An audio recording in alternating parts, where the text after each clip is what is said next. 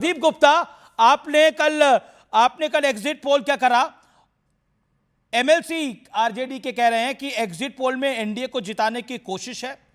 बिहार के लोग जग चुके हैं। अगर बिहार को नेपाल और बांग्लादेश नहीं बनाए और अगर कहीं गलती होती है तो बिहार में नेपाल और बांग्लादेश जैसा नजारा दिखेगा जिसने किसी की कल्पना भी नहीं करी होगी। बताइए, कल एग्जिट पोल आपने क्यों दिखाया? ये तो लॉ एंड ऑर्डर की दिक्कत हो गई है। अमित भाई, ऐसा है कि मैं किसी भी पॉलिटिकल नेताओं के उस पे वक्तव्य पे कमेंट कभी नहीं करता हूँ। उनको जो सूट करता है वो कहते हैं और वो खुश होता है। जहां तक सवाल है कि हमने एग्जिट पोल किया है, एग्जिट पोल के मायने हमारे नजरिए से और करीब करीब सभी के नजरिए से एक होता है। कल जब इलेक्शन कमीशन में रिजल्ट आएंगे उस पे आपको नंबर, सीटें, कौन जीत रहा हार रहा तो मिल जाएगा। जी, उसमें ये कतई नहीं मिलेगा कि जिसने भी जिसको वोट किया है वो क्यों किया है। अमुक अमुक डेमोग्राफी, आप एज की बात कर लीजिए, जाति की बात कर लीजिए, समुदाय की बात कर लीजिए, व्यवसाय के हिसाब से बात कर लीजिए, महिला पुरुष के हिसाब से बात कर लीजिए, किसने किसको किस तरीके से वोट किया है और किसने किस विषय मुद्दे के ऊपर वोट किया है, ये सारे के सारे कल सवालों के आपकी नजर जवाब के अंदर अगर मैं आपको समझने की कोशिश करूं, आपको क्या लगता है एनडीए का नंबर कितना रहेगा, महागठबंधन का नंबर कितना रहेगा? एनडीए का हमारी रेंज है 121 टू 141, मिड पॉइंट है 131 फॉर एनडीए। ओके, जहां तक गठबंधन का सवाल है 98 से 118, उसका मिड पॉइंट है करीब करीब 110 के आसपास। तो हमारे हिसाब से, हमारे आकलन के हिसाब से तो इसके इर्द गिर्द नंबर और रहने सिंगल चाहिए। लार्जेस्ट जहां पार्टी कौन तक बन रहा है आपके हिसाब से, आरजेडी या JDU? Single largest party, Amit भाई, उसको वैसे देखा जाना चाहिए आरजेडी ही बनेगी, क्योंकि 143 सीटों पे वो चुनाव लड़ रहे हैं। उसके उलट बीजेपी और जदयू 101 सीटों के ऊपर चुनाव लड़ रहे हैं। तो स्ट्राइक रेट कितना भी हो उसको एक्सीड कर पाना, जो हमारे आंकड़े हैं कम से कम उसके अनुसार, तो वो संभव नहीं लगता। तो आरजेडी स्वाभाविक है कि पहली पार्टी बनेगी, क्योंकि वो ओके, सीटें ओके, इतनी ज्यादा ओके। एक एक सवाल है, कंचना यादव हमारे साथ हैं, आरजेडी की स्पोक्स पर्सन।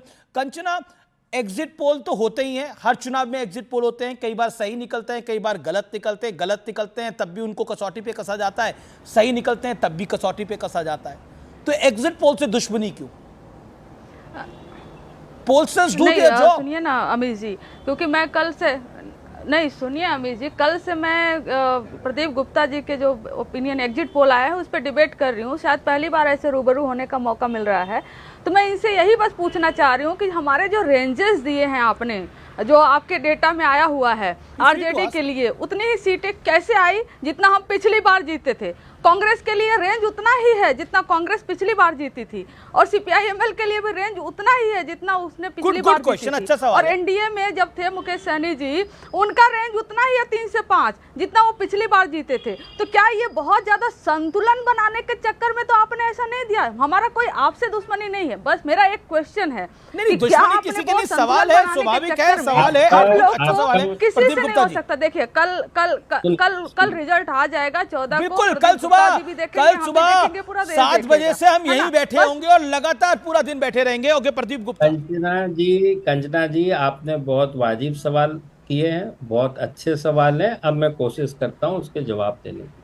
देखिए, हम जब पिछले बार की बात कही, आपने पिछले बार से उसको कंपेयर करने की कोशिश की, तो आप ये देखिए राजनीतिक परिदृश्य पिछले बार और आज के समय में क्या है। आप पाएंगे पिछली बार एलजेपी, एनडीए की थोड़ी देर के लिए पहले बात कर लेते हैं। एलजेपी ने चुनाव लड़ा था अलग से और करीब करीब सभी जेडीयू के अगेंस्ट उन्होंने उम्मीदवार खड़े किए थे, बीजेपी के अगेंस्ट नहीं खड़े किए थे, और उन्होंने 6% मतदान उनको हुआ, उनको मिले मत। दूसरी बात, आपके जो आपके गठबंधन के पात्र जो है मुकेश सहनी जी की वीआई पार्टी ने एनडीए के साथ चुनाव लड़ा था और उनको 2% मत प्राप्त हुए। इस बार वो गठबंधन के साथ चुनाव लड़ रहे हैं।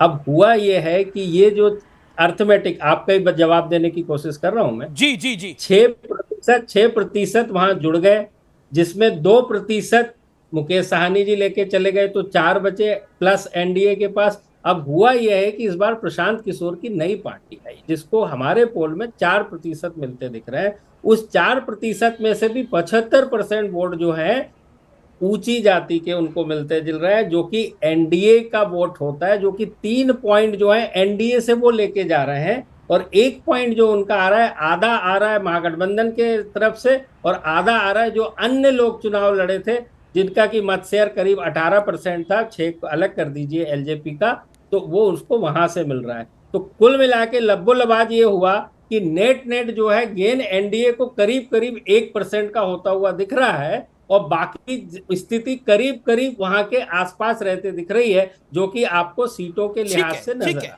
ओके कंचना एक मेरा पॉइंट है कि अब आप देखिए एक मेथोडोलॉजी एक्सप्लेन कर रहे हैं, वो बता रहे हैं कि क्यों आप कम हैं या एनडीए ज्यादा है। मेरा हम्बल पॉइंट ये है, और इसको आप इत्मीनान से इसका जवाब दीजिए, धमकी क्यों, धमकीबाजी क्यों?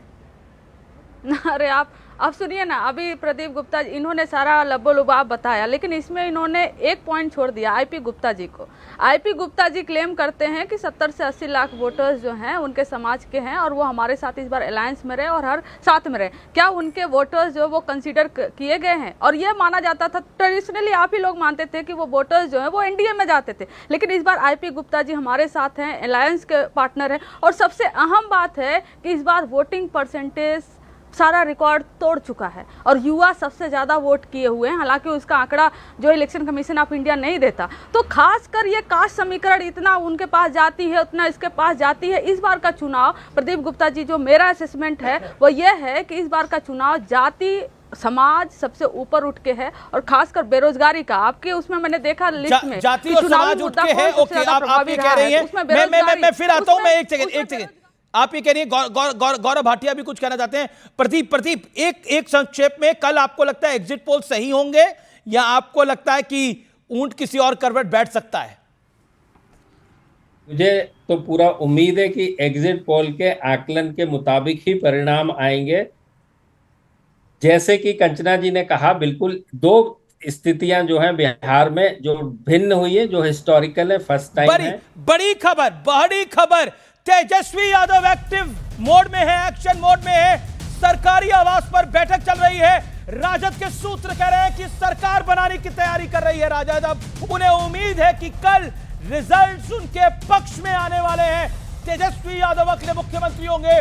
तेजस्वी यादव ने महागठबंधन के तमाम बड़े नेताओं की काउंटिंग से पहले बड़ी बैठक बुला ली है और पूरी तैयारी कर रहा है राजद। कल राजद के सूत्रों का कहना है कि तेजस्वी सीएम होंगे। अगर 2-4 सीटें कम पड़ती हैं तो एनडीए को निशाना बनाया जाएगा।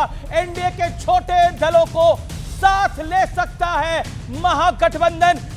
कुछ एनडीए के नेता संपर्क में हैं, यह बड़ी खबर। कुछ एनडीए के नेता महागठबंधन के बड़े नेताओं के संपर्क में हैं, यह बड़ी खबर। तेजस्वी के सरकारी आवास पर इस समय इंपॉर्टेंट मीटिंग चल रही है। बड़ा अपडेट, गौरव भाटिया, रिजल्ट से पहले राजद उत्साहित है।